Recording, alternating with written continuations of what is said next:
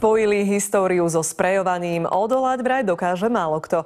Na začiatku bol tmavý podchod v Liptovskom Hrádku. Ten sa rozhodli zmeniť a dať mu veľkú dávku nápaditosti.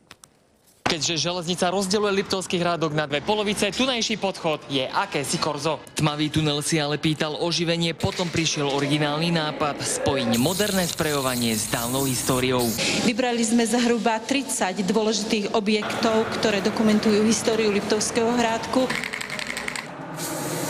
Peter a Marek vedia kresliť, navyše ich baví sprejovanie. Výber, komu zveriť do rúk podchod, bol jasný. Proste načrtne tá základná skica, následne sa to vymaluje na plochy farebné, sa to rozdelí a potom sú vlastne dokončovanie už lichty, okienka, dvere a rôzne detaily. Nevšedná galéria s hrádockými perlami vzniká ľuďom rovno pred očami a každý deň sa mení. Veľmi, veľmi zaujímavé. Bol dobrý nápad, podľa mojej mienky. Celkom sa mi to pozdáva. Takto sa to dá. Oproti tomu, čo tu bolo, je to velikánsky rozdiel. Odhadujem, že tu minieme okolo 300 sprejov, plus minus. Ľuďom sa to páči, chodia za nami, rozprávajú sa s nami, fotia sa pri tom a som šťastný z toho, že si takto všímajú moju prácu. Chceli by sme, aby z tohto podchodu sršala nová energia, aby podporila hrdosť Hrádočanov na históriu tohto mesta a návštevníkov pozvala k objektom v reálnej podobe. Netradičná galéria by mala byť dokončená v auguste. Z Liptovského Hrádku, Ľubo Fronko, televízia Markíza.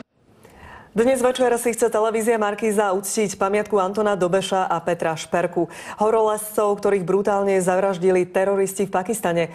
Mimoriadnu reláciu Posledný pohľad z vrcholu uvidíte už po počasí. No a po jej skončení bude nasledovať film Vertical Limit. Televízia Doma ponúkne dvojicu premiérových romantických seriálov Sultán a Perla Orientu. Pre divákov stanice Dajto je pripravená naozaj štedrá porcia premiérových seriálov, Šerifovia, Charlieho anieli. No a do pozornosti dávame najmä cenami ovenčenú novinku Perníkový tatko. A veselá televízia Four pozýva k sledovaniu sitcomu Priatelia. Dovidenia.